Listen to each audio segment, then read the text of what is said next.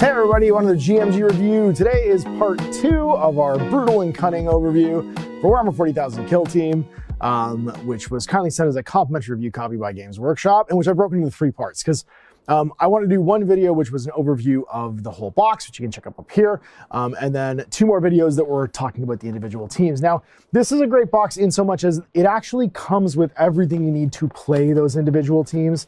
You're going to get all the counters that you require for each of them and all of their special abilities. You're also going to get a full deck, and this didn't happen in Hivestorm, but I'm so glad it happened here. Missing cards for my Vespids and my Aquilons is like the one thing I'm kind of bummed about because I loved having cards for everything else. You do get them in this. You get the cards for the Ratlings and you get the cards for the Orcs. So I hope they do cards at some point for the other ones. I think it would be so great. And I'm going to use these as my object to review. So you can see here on this half of the punch out, all of the required tokens to play this team. And of course we have our token guide, which in here we have all of our unit cards, our unit selection, our faction equipment,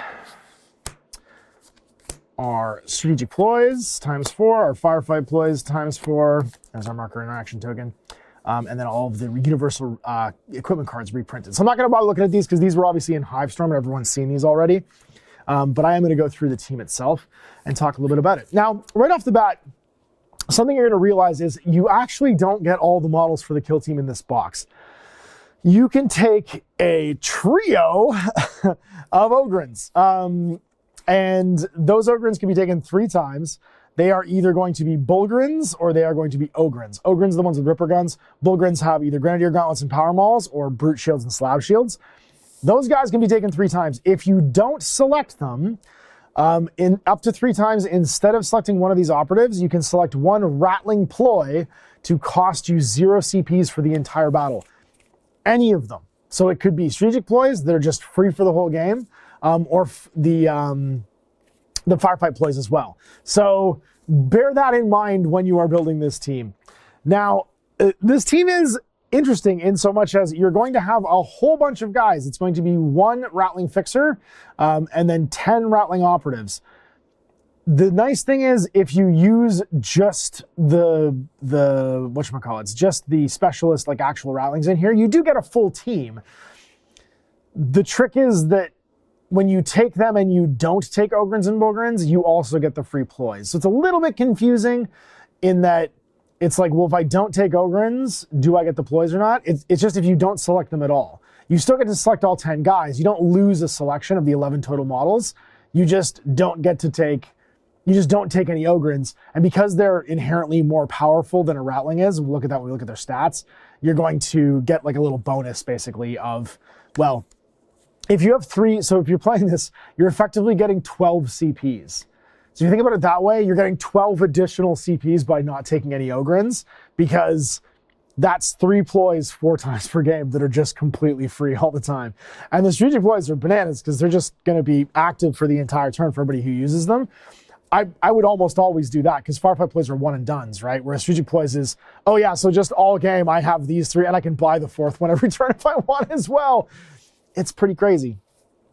So there's our putting the team together. Now, what I love about this team is it does lean into the sort of like theme of these Ratlings as being kind of like, they're not criminals, but they're definitely not, what's the word? They're not like well respected in the soldiery. They have to kind of scrape by with what they can get in order to survive, in order to get the equipment that they need, and in order to even just get to get the bullets, bandages, and beans that it takes to be a soldier. So we have our faction equipment cards, and this is our faction rule. That's what I was looking for. I was like, where is this? So overall, Scarper. Due to their small stature, Ratlings are fleet of foot. And each time after each enemy operative is activated, before the next operative is activated, you can perform a free dash action with 1 friendly Ratling operative, excluding Bullgryns, Ogrins, and Sneaks. But it cannot finish that move within 3 of an enemy operative unless it's not visible to the enemy operative when it finishes its move. So each friendly operative can do this only once per turning point and cannot do so after the final activation of a turning point.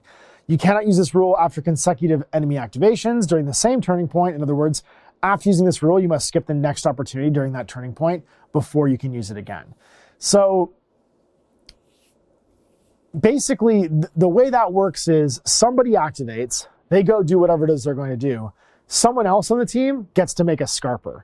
And that Scarper is noted by this little like dust cloud over here, which I think is so cute. So if they've Scarpered, it's almost like you get to chain activate, but you can use it to maneuver to where you want to be or to get out of line of fire. So think about it like this. You've just started the turning point. You have a sniper who is currently active. You know what I mean? Like you want them to not be in line of fire because you can move them behind a pillar. You can move them away from a window or something like that. You finish your activation with one model. They Scarper that 1 inch back from the window and now they can't be seen, right? There's a bunch of different like uses for this, but it kind of feeds into the fact that you're not very tough. So you need to be able to use your wits to survive. And let's talk about how not very tough you are. So I'm just going to look at the core like stat line here. We have our leader, our battle nut, our Ogrins, and then our basic Ratling Raiders. So the basic Ratling Raider is the one I'm really kind of like keen on here because everyone else is based off that. Oh, no, it's not the Raider. No, that's the hookshot guy. What's the name of a basic Ratling? Stashmaster, no. Spotter, sniper. There they are. A basic sniper. So he's got 2 modes. He can either be mobile or stationary. He has, with a sniper rifle, he can punch with his fist to do almost no damage. You are so weak in melee. But you got 2 APL, you move 5 because you got short little legs, 5 plus save and 6 wounds. They're like lighter guardsmen, right? So if you think of them like the Deathcore Krieg or the Aquilons, they're even lighter versions than that.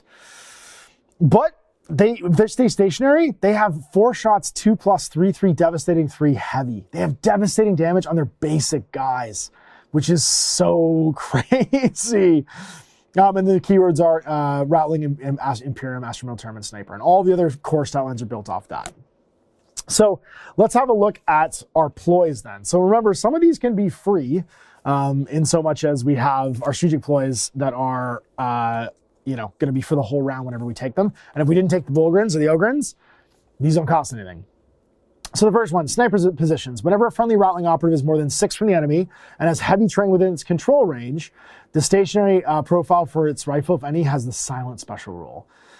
So because most of your guys are armed with stationary sniper rifles, if you just stay in control range of a heavy piece of terrain, you can be concealed and still shoot.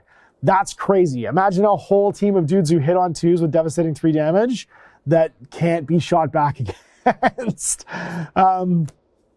Crack shots, whenever a Ratling operative is shooting an enemy operative more than 6 inches from it, if that friendly operative hasn't performed a charge, fallback, or reposition action during the activation or its counteraction, its rifle, if any, has the balance special rule. So that's where Scarper becomes really important. You keep lining up your shots with Scarper, and then you haven't made a charge, fallback, or reposition action during your activation. And that means you can use your stationary rule as well. So Scarpering, using crack shots and sniper positions to just stay concealed so all your weapons have silent and also you're balanced that's bananas. Shifty, whenever a Ratling operative excluding Ogrins or Bullgryns has a conceal order and is in cover, it cannot be selected as a valid target, taking precedence over all other rules like Vantage. So that means you can hide from Vantage and it takes precedence over everything else that allows you to select somebody as a valid target.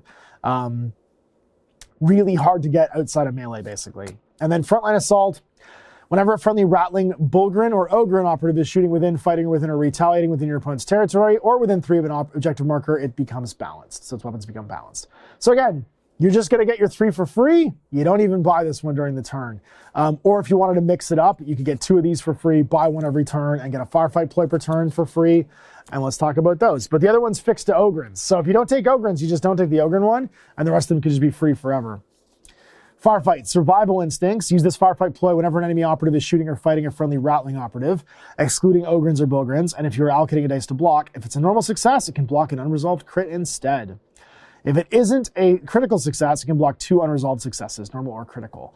Holy moly. So you don't hit well in melee, but if you make this one free, then once per turn for free, you're going to be able to block either 2 normal hits or a single critical hit. Sharp shot, use this firefight ploy when a friendly Ratling operative is performing the shoot action with a rifle and you are selecting a valid target. Having other friendly Ratling operatives within an operative's control range doesn't prevent that enemy operative from being selected. So you can shoot somebody even if they're in melee. Larcenous, I just love the name of this one. Use this firefight ploy during a friendly Ratling operative's activation, excluding Ogrins or Bullgryns. Until the end of that activation, that operative doesn't have to control a marker or perform the pickup marker mission action that usually requires this. And having an enemy operative within control range doesn't prevent it from doing so. Basically, you're just good at stealing because you're little and you're light-fingered, so you can't lock out terrain features basically from having their buttons pushed. And then shoot and hide. Uses firefight ploy after a friendly Ratling operative that has an engage order, performs a shoot action with a rifle. If it's more than 3 from the enemy or not visible to any enemy operative, it can change its order to conceal. This is the one I would consider making free if you don't take Ogrins, because being able to stand and shoot and then sneak back into cover is fantastic. Larcenous and survival instincts are fine. Hopefully you just don't get into melee, or you accept that if you're getting into melee, you're just going to die. But shoot and hide for free every single turn, and then maybe you drop... I think I keep Shifty. It's the one I might get rid of because Silent and Balanced are fantastic, right? And you would spend points on like reroll anyway. So having it for free all the time is huge. Shifty is, as long as there's not a lot of advantage to take advantage of, or if you get to all the advantage with your guys, you don't need it as much because it won't cancel your conceal.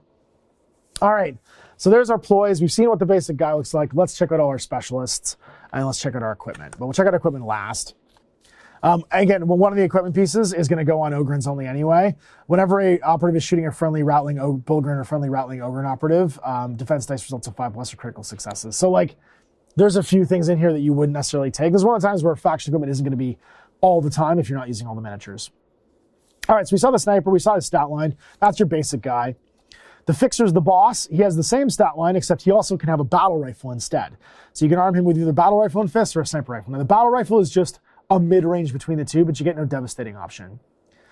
It's just, it can move on a 2+ with 3/4 damage. It's a 2+ bolt gun. I don't think I'd take it. I think I would just keep the devastating. You have Munitorium contacts. You can select 1 additional equipment option. So these guys get 5 equipment pieces, which means you're probably going to take things like mines or additional terrain features to block doors. It's very common. Take the heavy barricade and block off an access point to a building with it. It's super handy to do because you can't move through it. Target designation, strategic gambit. Select 1 enemy operative visible to this operative until the end of the turning point. Whenever a friendly Ratling operative is shooting them, they have lethal 5+. I love that because you're basically just calling out somebody to die.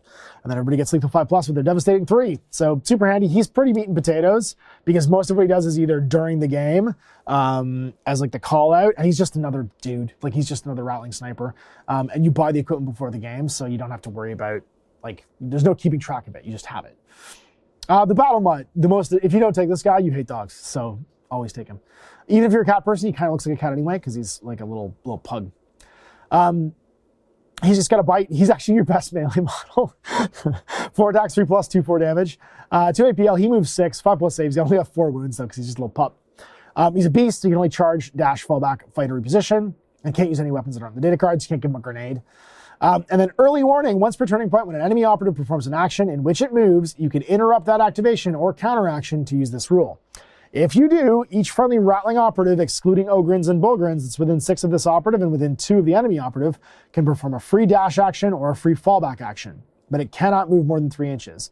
In either case, you cannot finish the move more than 3 from an enemy operative unless it's not visible to every enemy operative within when it finishes its move. So basically, you can make everybody do a scarper and like run away, and it's good for keeping your pieces you don't want to have get stuck in melee, not getting stuck in melee.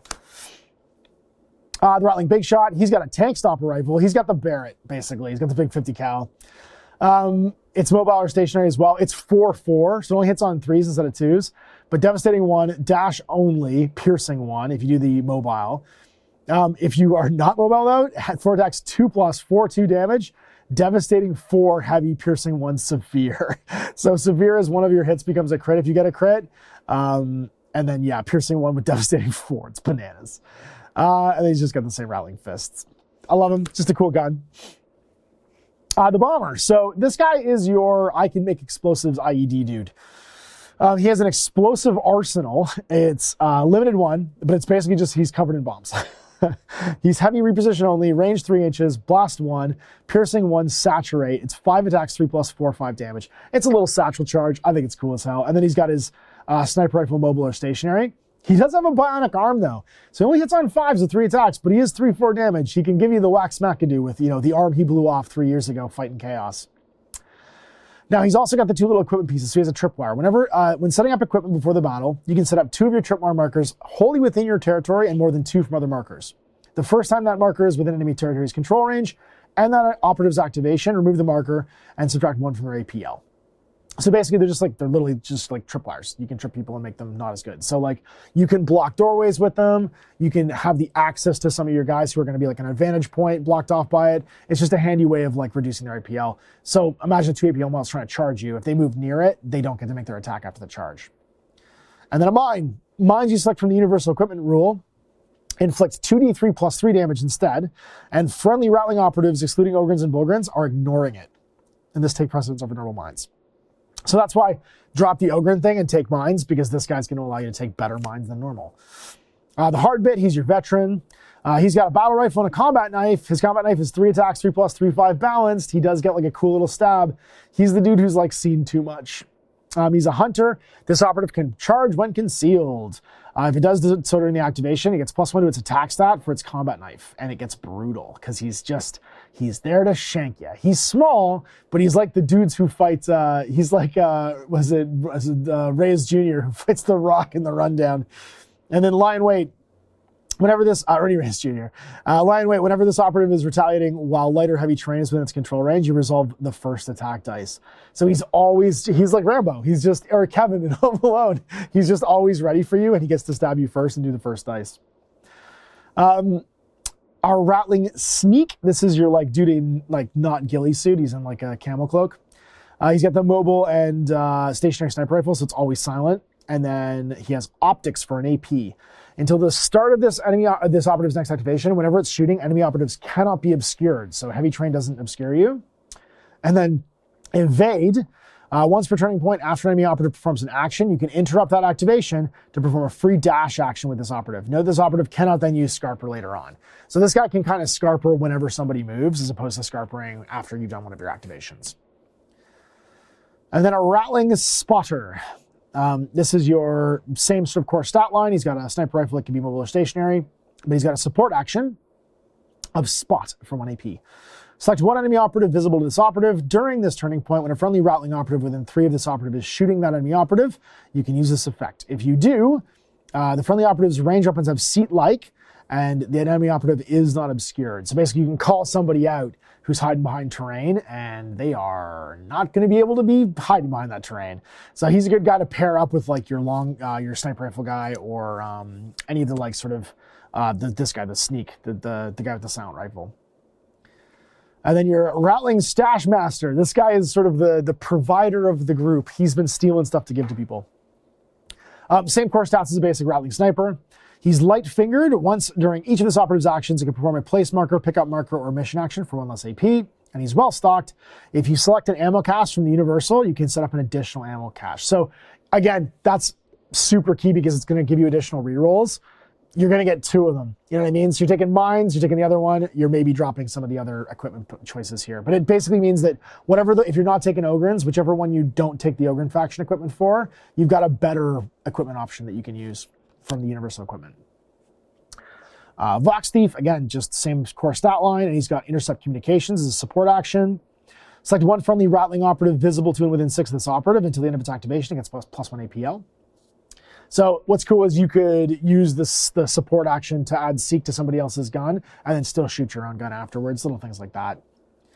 The Ratling Raider, this is your dude with the hook shot. He's also got a suppressed sniper rifle, so he can be silent on all of his gunshots. And then a dagger. So he's got 3 attacks, 4 plus 2, 3 damage. He's a slightly better fighter. He's just got a cool little like hook shot. I think it's so neat. But his hook shot is going to be a lot like the one on the Orc team with the Gretchen. So select a point on a terrain feature that's visible to you horizontally within 6 and higher than this operative. Remove the operative from the kill zone and set it back up wholly within X+1. Horizontally of that point, not within control range of the enemy. And so basically X+1 inch horizontally means if I can see like the lip of a wall, then I just get placed within one of that lip of a wall down. So if I can't actually see the floor I'm landing on, this allows me to go up the wall, over it, and then down an inch so that I'm on the other side of like a parapet or something like that. This action is treated as a reposition action. This operative cannot perform this action while it's in control of the enemy, and it cannot do it if it's charged, fell back, or shot. And then grappling hook, whenever this operative is climbing terrain, treat the vertical distance as 2 inches no matter what. And then we got our big boys. So that's the end of the Ratlings. Our big boys are the Bullgryn and Ogrin. A Bullgryn, so this is why you get 3 of these guys. I don't know why you wouldn't take them though. Like the free ploys and stuff are really cool. And I do think it makes the team function. But man, you're giving up on 48 wounds worth of guys. 2 APL, move 6 inches, 4+ save, 16 wounds on both these guys. 5+ save on the basic Ogrin because he doesn't have the armor. And you're taking either a Brute Shield and Power Maul, I believe it is. Grenadier Gauntlet, Power Maul, or Brute Shield and Slab Shield. That's right, yeah. So one of the 2 shields and one of the 2 gauntlets. So your pick of melee weapon and then your pick of shield. The Grenadier Gauntlet is going to be 4 shots, 4+, 3, 5, blast 2 as your offhand. And the Power Maul is 3+, 4 attacks, 4, 6 shock. This guy can knock down walls by himself. And then the Brute Shield is 4 attacks, 3+, 3, 4. And then the Slab Shield is 4 attacks, 4+, 3, 4. And then shield, if this operative has a slab shield, as a 3+ save. If it has a brute shield, whenever it's fighting or retaliating, each of your blocks can be allocated to block 2 unresolved successes instead of 1. And then brute, whenever you're selected, this as a valid target. If this operative is a conceal, it can't use light terrain for cover. He can only hide behind heavy terrain. While this can allow this operative to be targeted, assuming it's visible, it doesn't remove any cover saves, if any. And then slow-witted, it costs him 2 APL to pick up a marker or do mission actions, except for operate a hatch. He's also slow-witted, but he has brute, but his additional rule is bayonet charge. Whenever this operative finishes a move with a charge action, you do D3+1 damage to the enemy within control range because he hits him with the bayonet. And then his Ripper Gun is 4 shots, 3+, 4, 5 damage with an 8-inch range and punishing, and the bayonet is 4 attacks, 3+, 4, 5 damage. They're just all meat and potatoes. They do what it says on the tin. And last but not least, we have our equipment options. So, like I said, if you're going to take the Ogrins, you're probably going to take their improvised armor. Whenever an operative is shooting a friendly Bullgryn or friendly Ratling Ogrin operative, defense dice of 5+ are always crits. So you crit on 5s, which is great. It means all of your saves for an Ogrin are crits. And then your other options are purloined rations, so stolen food. Once per turning point, whenever a friendly Ratling operative, excluding Battle Mutt, Bullgryn, and Ogrin, is activated, you can use this rule. If you do, until the end of the activation, improve the hit side of the rifle by 1. Lucky round, because they're superstitious, once per turning point, whenever a friendly Ratling operative is shooting with a rifle, and you rolled all your attack dice, you can use this rule if you haven't used any purloined rations equipment this turn. If you do, the weapon has a severe rule. And then finally, stolen goods. At the end of the select operative step, roll 1d3. If the result's a 1, lose a CP. If it's 2, gain a CP. If it's a 3, your opponent loses a CP. I love that. Basically, I don't know why you would take this one, but it's funny because it's did you get caught basically stealing? So on a 2, you gain a D3, and on a 3, your opponent loses a CP. I don't know which one's bad. I mean, obviously a 1-2 is bad, but on a 3+ something good happens, and I think it's very funny. I would almost always take it just for the plot. And that's it. And again, obviously the universal equipment, the mines and the, what was the other one? The mines and the other one that gets augmented. Shoot, I've already lost it. Anyway, the two equipment pieces that get augmented are your other options if you're not using Ogrins. So there it is, the Ratlings. Man, they're fun. They look fun to play. There's a variety of ways to play them, mixing in Ogrins afterwards. So you can go and buy a box of Ogrins and get yourself, 48 extra wounds on the table. Even just taking 1 or 2 of them might not be such a bad idea because you just got the ability to have like a little bit extra there on the battlefield. I think it's a fun idea. And I love the miniatures. I love the new aesthetic for them. And I love that they're just basically like being crushed by Imperial society and doing everything they can to survive on the battlefield. They're a fun team, and they're very different right now from the other teams because they mix big guys and small guys.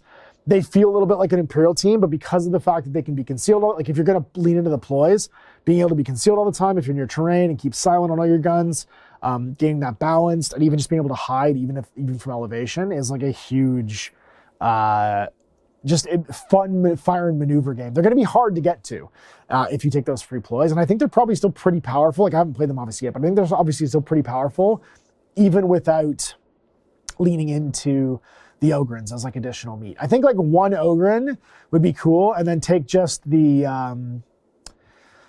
2 strategic ploys that are silent and balanced, and then just lean into that and see how that goes over the course of the turn. Scarper's a fun mechanic because it can line up shots.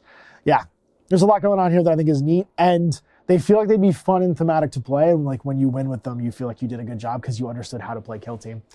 So there it is. Some more from Brutal and Cunning. Now you can check out the final one of these reviews, which is going to be the Orcs, also up today. You can check it out in the cards, or it'll be linked at the end of this video. So big thanks for watching. For Workshop, send this along. Tell me how I'm Ash. We're gaming.